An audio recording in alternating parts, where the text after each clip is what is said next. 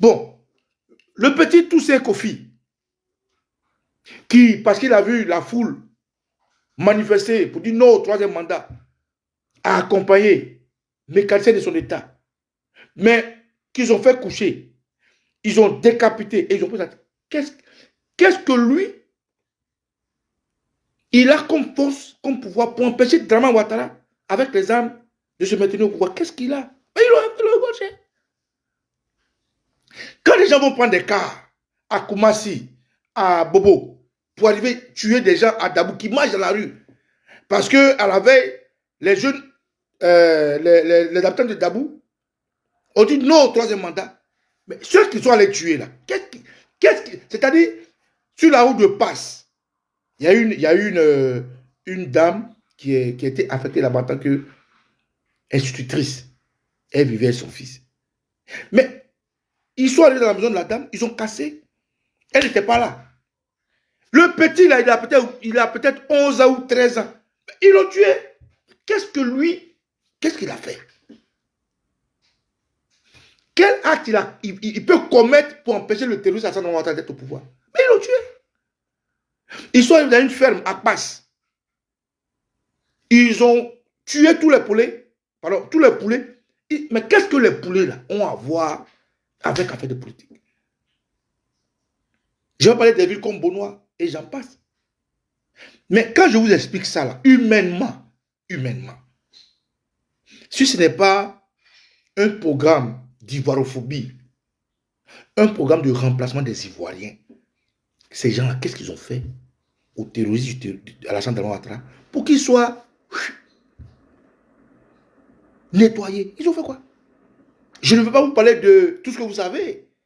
Le coup d'État de 99, de 2000, de 2002, de 2004, du génocide des Ouè, du viol à outrance de toute une population à cause de la rébellion, des assassinats orchestrés, organisés, des danseurs d'Adjanou. Je ne vais pas vous expliquer, vous savez tout ça. Mais ceux là-haut, qu'est-ce qu'ils ont fait? Mais c'est parce que Draman Ouattara, dans son esprit machiavélique, bien choisi par Ève Louvian Ouattara, une autre Machiavel, et des pions sud-dames de la France-Afrique qui veut voir les Noirs rester en esclavage, et parce qu'ils sont prédisposés à assassiner des gens, ils veulent simplement nous atteindre psychologiquement. Et ils ont réussi. Ce week-end, les gens feront le bilan d'une marche qu'ils ont lancée. Et je tiens à dire bravo. Bravo à ces Ivoiriens-là, à cette société civile qui a décidé de, même si c'est minime, de poser un pas. Oui, ils ont posé un pas. Ils ont dit qu'ils allaient marcher contre la cherté de la vie.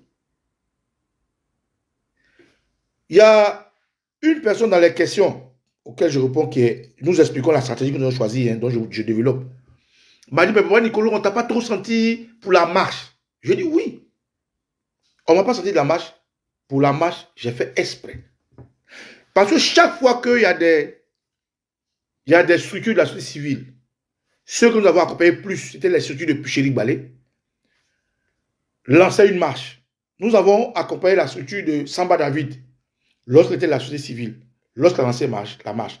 Chaque fois que nous, à la Dream Team, mes amis et moi, parce que ce que je fais n'a rien à voir avec la Dream Team, je veux vraiment faire la part des choses. Ce que je fais avec les 6-9 n'a rien à voir avec la Dream Team. Ce que je faisais à la désobéissance civile avec le Vatican et les enfants du cœur n'a rien à voir avec la Dream Team. Je veux faire la part des choses pour préserver mes amis qui n'ont rien à voir avec mes activités libres, personnelles en tant qu'Ivoirien. Je veux faire la part des choses. Ce que je fais aujourd'hui avec cette entité que j'appelle l'opération 6-9, les 100 visages et les 100 voix, n'a rien à voir avec notre groupe de communication, parce que la Dream Team, c'est un groupe de communication, de cyberactivité, de toutes les obédiences politiques afin d'impulser contre l'armada de la communication de Ouattara un contre-pouvoir, voilà, une contre-force. Donc la Dream Team, c'est notre structure de communication, d'information et de combativité contre les médias de Ouattara. Mais ce que je fais en dehors de la Dream Team n'engage que moi. Je veux le dire pour que mes amis ne soient pas taxés ou ne soient... Mes activités déteignent sur mes amis. Je ne veux pas qu'on fasse la part des choses. Voilà. Je veux qu'on fasse la part des choses. Je ne veux pas qu'on fasse l'amalgame. Bref. Donc, c'était juste une parenthèse. Ce que je veux dire, c'est que toute cette structure-là, quelqu'un me dit, mais pourquoi tu n'as pas communiqué sur la marche? Je dis, je n'ai pas communiqué pour une seule raison.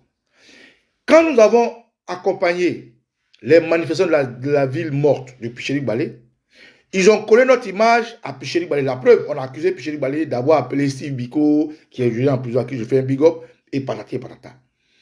Donc, je ne voulais pas, en même temps, pendant que nous sommes en train de préparer l'opération 6-9, je suis en train de communiquer, associer mon image ou ma voix sur l'initiative de frères ivoiriens.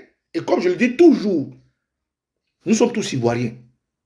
Nous avons tous le droit d'agir pour la Côte d'Ivoire. Chacun dans son compartiment. Chacun avec ses moyens. Chacun avec ses idées, avec ses armes. N'empêche que si notre objectif primaire est de récupérer notre pays, c'est-à-dire le départ de Ouattara, il faut que, naturellement, tout Ivoirien pose des actes, il peut poser. Maintenant, quitte à parler d'unité, d'union, d'association des forces, c'est un autre cas. Mais tes forces ont décidé de poser un acte fort, marcher pour dénoncer la vie chère. Marcher en structure bien organisée de la société civile, que je ne maîtrise pas d'ailleurs, pour dénoncer la vie chère et beaucoup d'autres choses. Moi, je leur apporte mon soutien de fait. Mais si j'associe ma voix à ces frères-là, ils vont dire, voilà, c'est eux qui nous motivent, et c'est eux qui nous organisent, et c'est eux qui nous coordonnent. Donc, du coup, nous allons déteindre sur eux. C'est pour ça que je n'ai pas associé ma voix. Je réexplique. Comme le RDR tue les gens pour un oui ou pour un non, comme le RDR trouve des alibis fantoches pour empêcher les différentes marches passer, nous sommes absolus d'apporter notre voix sur l'annonciation de la marche pour ne pas que les généraux RDR qui les ont convoqués, comme Vagondo, les généraux RDR de la police, les généraux RDR de la gendarmerie ou de l'armée, les convoquent pour dire que c'est eux qui suscitent, nous, notre porte-voix, alors que c'est différent. C'est des Ivoiriens qui décident d'agir et nous, pour la cause et l'objectif qu'ils veulent atteindre, on vient naturellement les accompagner. Mais par expérience, nous avons remarqué que chaque fois qu'il y a un mouvement qui se lève pour agir et que nous les accompagnons, ils sont convoqués et taxés d'être de mèche avec nous. C'est pour ça que je n'ai pas apporté ma voix à cette manifestation que d'ailleurs je soutiens de toutes mes forces. Et d'abord, je tiens à leur dire merci parce qu'ils ont posé un pas. On ne les a pas assez relayés, on ne les a pas assez accompagnés parce que nous sommes tous des Ivoiriens. Il n'y a pas un Ivoirien qui est plus patriote que son ami. Normalement, les Ivoiriens sont des Ivoiriens. On aime notre pays au même degré, au même niveau. On devrait agir pour récupérer notre pays au même niveau, au même degré, de la même manière. On devrait s'inquiéter pour notre pays au même niveau, au même degré. Il n'y a pas un Ivoirien qui est plus intelligent ou bien plus amoureux de son pays que l'autre. Non. Plus intelligent, c'est vrai, il y en a. Plus bête, il y en a. Mais quand on parle en termes de patriotisme et en termes de combativité, on devrait être au même niveau, au même diapason. Bref. Donc voilà pourquoi la personne qui m'a posé la question, je réponds à cette personne pour dire, moi je n'ai pas communiqué parce que je ne veux pas déteindre sur eux. Je n'ai pas communiqué parce que je suis conscient qu'au-delà de mes deux vues, 3 vues de Facebook, je suis suivi par le RDR, je suis suivi par les patrons des RDR, je suis suivi par la session de communication du RDR. Donc, quand je poste quelque chose, je poste d'abord pour eux, pour qu'ils voient, et à travers eux, les Ivoiriens. Voilà pourquoi je n'ai pas associé ma voix à cette activité que je soutiens de tout mon cœur et que j'applaudis d'ailleurs. Et je suis d'accord de ce qu'ils ont fait, même si c'est 0,001%, ils ont dit qu'ils allaient marcher. Leur leader a été appelé, ils ont maintenu la marche, ils ont marché, mais c'est 2, 3, 4 personnes. Au moins, ils ont apporté un signal fort. Et je salue, je tiens à leur dire bravo et je salue, félicitations. Voilà comment est-ce que les Ivoiriens devraient se comporter. Parce que quand on dit l'autre va faire, l'autre va faire, l'autre va faire, on va se retrouver dans une situation où Ouattara va encore décapiter les gens pour rien. pour se maintenir au pouvoir. Donc, c'est dans cette optique-là que nous avons choisi, nous aussi, de faire l'opération 6-9. C'est-à-dire, on ne va pas compter sur l'autre. On compte sur nous d'abord. On organise ceux qui sont prêts à aller avec nous. On les structure, on les finance pour qu'ils puissent poser des actes. Parce que dans la guerre, chacun a son positionnement, chacun a son rôle, chacun a sa place, chacun a son objectif. Donc, camarades, quand j'explique les stratégies quand j'explique notre stratégie choisie et que j'habille mes explications comme ça, c'est pour vous dire quoi? Je le disais tantôt. Quand le RDR décide de tuer des gens, c'est-à-dire les gens qui ne peuvent même pas les déranger, à votre avis, c'est pourquoi? C'est pour un instant. Lilou, vas-y, ouvre, c'est tonton. C'est pour nous déstabiliser moralement. Mais quand même, on est... Ouvre, c'est tonton. Il ne peut pas... Appuie, on va voir. Mais où on ouvre la porte là?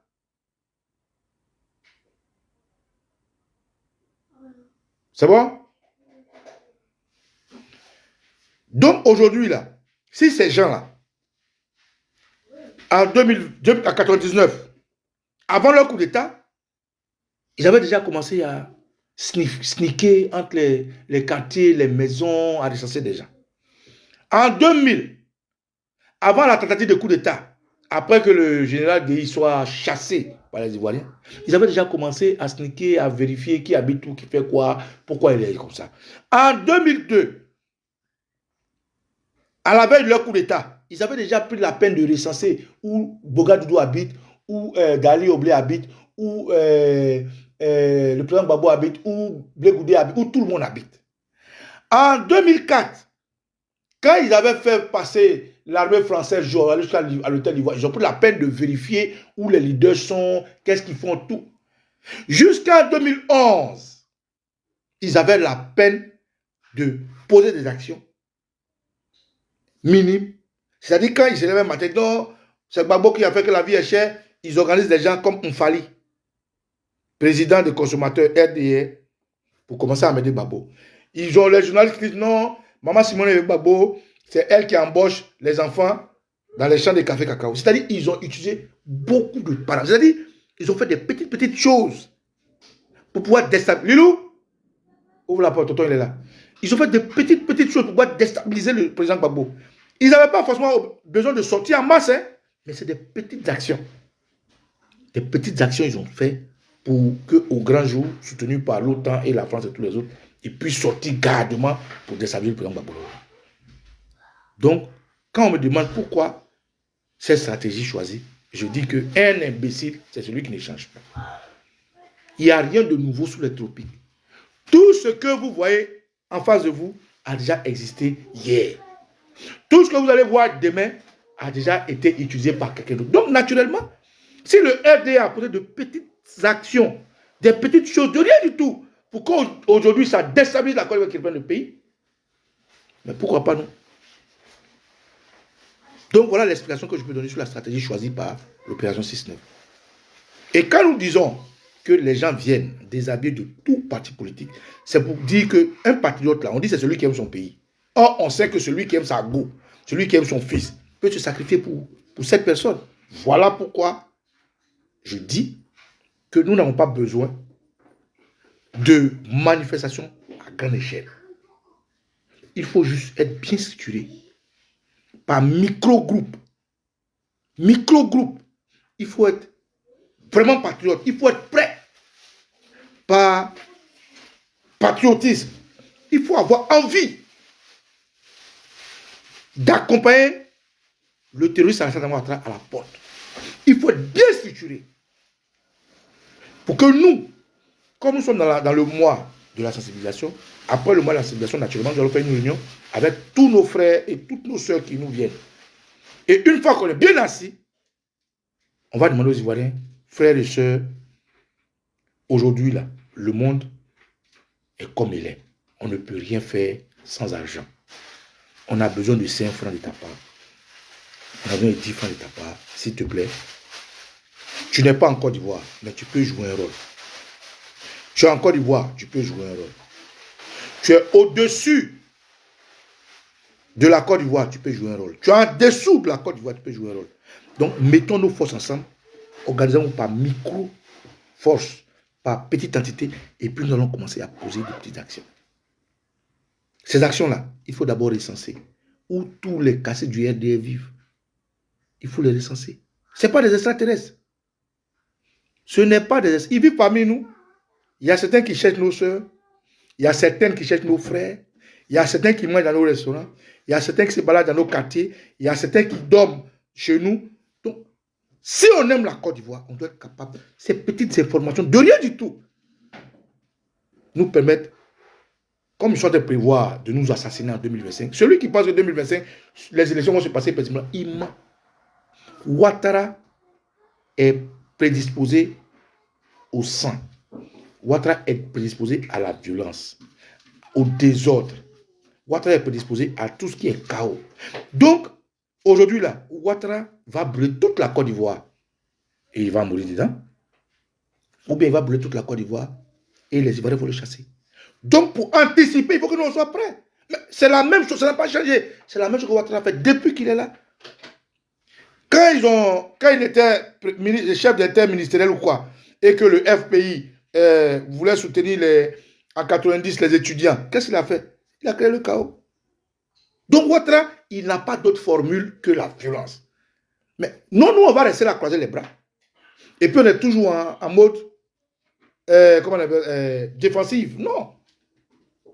Il faut que nous aussi, on anticipe. Et pour anticiper, il faut être organisé. On a besoin d'être 1000. Mais si on est 5 dans le groupe, mais si on est 10 dans le groupe, qu'on a des situations bien positionnées, on peut faire mouche. Voilà pourquoi nous avons choisi cette stratégie. Cette stratégie-là, les gens, ils ont la facilité de tuer nos leaders. Ils ont la facilité d'arrêter nos leaders. Ils ont la facilité d'emmerder nos groupes. Mais nous aussi, on peut faire pareil. À Yopougon, là, il y a des RDA. La mairie de Yopougon, Kafana Kode, c'est un RDA. Les Adama Bictogo, ils se promènent à Yopougon chez des gens. À Bobo, les Kanya Kamara se promènent chez des gens. Les Ibiekese, à Tengra, se promènent chez des gens. Mais c'est des Ivoiriens. Les Mamalo Touré, à Dalo, se promènent chez des gens. Les Anouloto, dans son groupe, là, ils se promènent chez les gens. Les Adjoumani, à Tanda, ils se promènent chez les gens. Même Alassane Ouattara lui-même, la nuit, il se promène chez les gens. Bouillon Ouattara, elle se promène chez les gens. Tungara, il se promène. Même le QB, le gars de CEI, il se promène chez les gens. Les généraux là, du RDR, là, les Kone Zakaria, les Shérif Ousmane, les Bagondo, ils se promènent chez les gens. Ils se promènent souvent nos cousins, nos frères. Mais tout ça, c'est des cibles ambulantes. Ils nous ont fait ça. Mais si on est bien organisé, par quartier, par village, par hameau, mais ces gens-là, on suit leur fait des gestes. Souvent, ils ont des petits business, ils mettent nom des gens. Ils ont des restaurants, des maquis, ils ont des maisons, des villas, des résidences privées. Tout ça, ils ont ça. Mais ils sont en Côte d'Ivoire. C'est de ça que nous parlons, nous, en opération 6-9. Nous n'allons pas sortir des armes parce que nous n'en avons pas. Est-ce que nous, on peut se battre avec l'OTAN? Non. Qui n'ont pas de Ouattara, on pas de l'OTAN. Est-ce que nous, on peut faire une manifestation de grande envergure quand les Ivoiriens ne sont pas unis? Quand même les partis politiques de l'opposition sont désunis, s'attaquent entre eux. Donc tout ce qu'on peut faire, c'est de créer des petits groupes, des petits groupes. Les filles là, les jolies filles là, toi aussi, nos soeurs là, bataille comme ça, elles sont bien organisées. Le ministre du RDR qui vient te chercher, tu nous envoies un message, ancien, je suis dans le groupe, hein. On va faire ce qu'il y a à faire. Ils seront neutralisés. Si on a commencé à les neutraliser 1, 2, 3, 4, 5, ces petites choses-là, ça va faire du bruit, comme ils ont fait hier. Quand ils sont allés tuer tous ces Kofi là, c'est vrai, nous allons vulgariser l'information, mais pour eux, c'est une petite chose. Hein. Mais cette petite chose a tapé le système des Ivoiriens. Quand ils sont allés décapiter Bogadoudou chez lui, au début de leur offensive pour le coup d'état contre le président Gbagbo, c'est vrai, c'est une petite chose, parmi 1000. Mais ça déstabilisait des gens. N'est-ce pas, Honoré Balzac? Quand ils sont allés tirer sur l'école de police, quand ils tentaient d'attaquer le président Gbagbo, quand ils tentaient d'attaquer le président Gbagbo, mais c'est une petite chose, mais ça a eu de l'impact. Quand ils ont décidé d'encercler la maison du président Rikonan Bédié à Léké, c'est une petite chose parmi tant d'autres, mais ça a eu de l'impact. Donc c'est ce que je dis, et c'est la stratégie que nous avons choisie. Nous sommes les sans visage, les sans voix. Nous pouvons être partout. Et nous devons être partout. Nous voulons être partout. Nous voulons être toi qui vois tous les jours. Nous voulons être la fille qui cherche tous les jours. Nous voulons être le petit garçon qui joue au ballon dans le quartier. Nous voulons être le vendeur de choukouya, de garba au quartier. Nous voulons être la vendeuse de porc au quartier. Nous voulons être le montagnard du quartier. Nous voulons être partout. Et c'est ce que nous appelons l'opération 6-9. Nous sommes les sans visages. Ils ont fait que le commandant invisible, non? Nous sommes les sans visages. Le seul visage que vous pouvez voir, c'est mon visage. Le reste, là, nous allons travailler doucement. Pourquoi nous commençons maintenant? Ça, c'est aussi une question qui a été posée après la stratégie. Nous commençons maintenant parce qu'à un moment donné, nous nous sommes dit que comme les opposants sont en train de s'unir, ça va porter. Mais aujourd'hui, regardez les oppositions. Regardez l'opposition. Les gens disent non, ils ne veulent pas mettre serpent dans leur caleçon.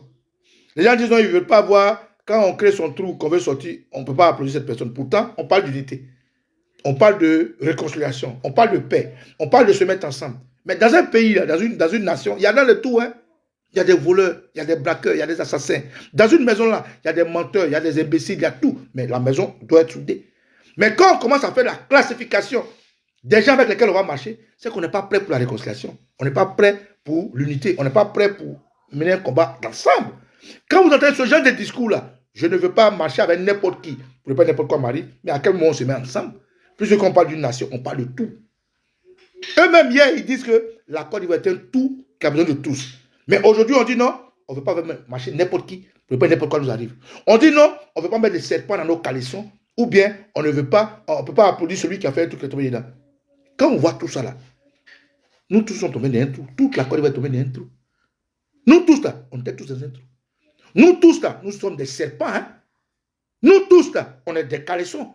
Donc quand on voit ce genre de discours, là où on parle de nous mettre ensemble, parce que le problème est crucial, on voit que l'opposition n'est pas unie.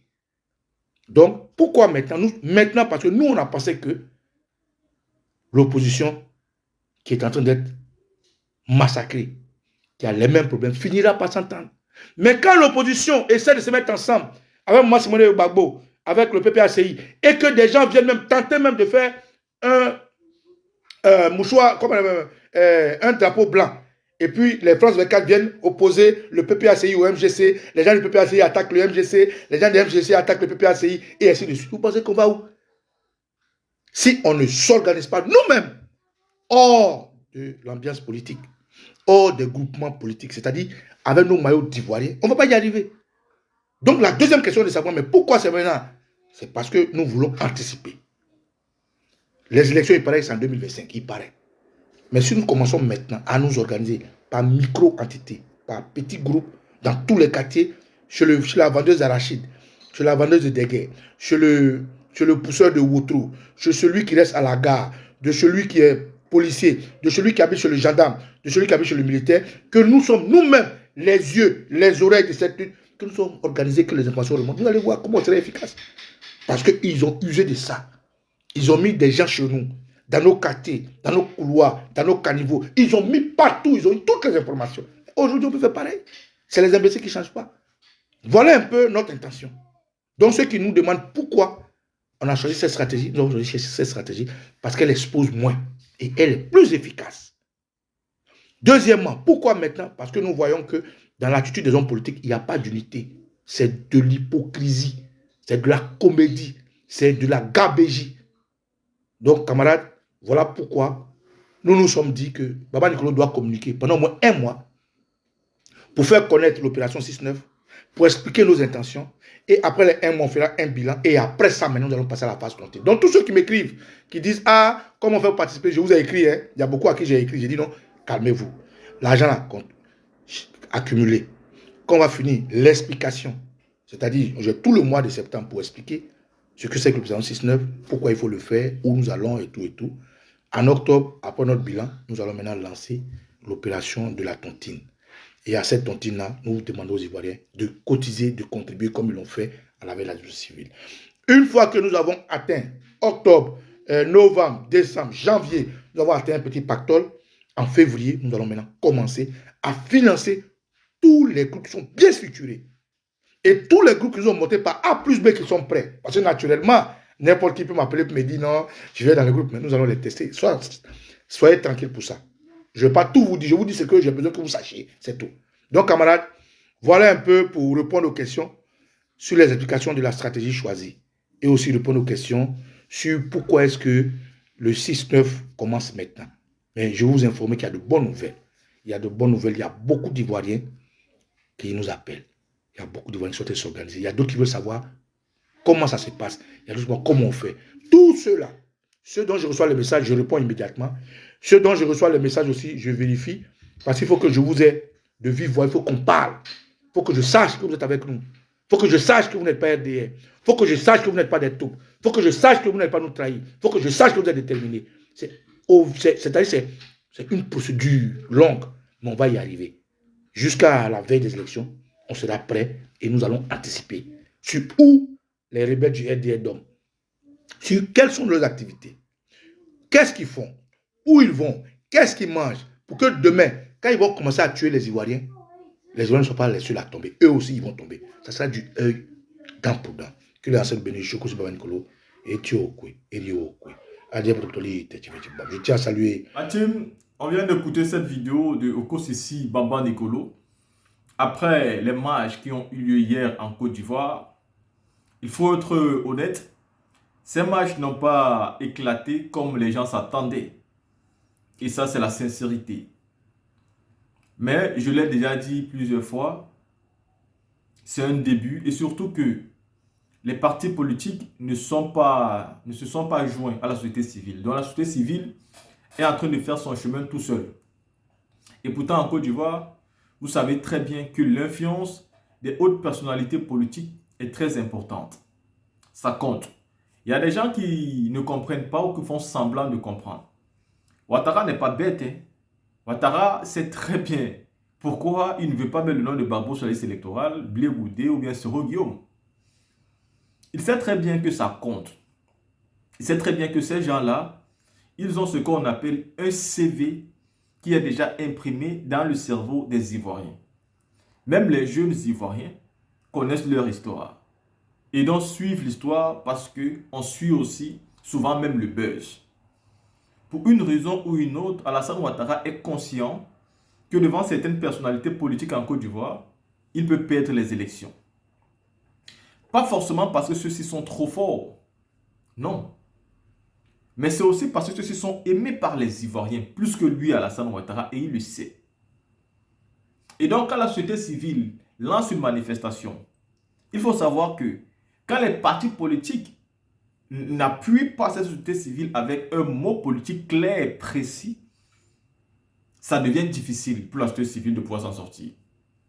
Mais ceci est aussi bien, car le pouvoir en place doit comprendre aujourd'hui qu'il n'y a pas seulement les partis politiques qui revendiquent des choses en Côte d'Ivoire.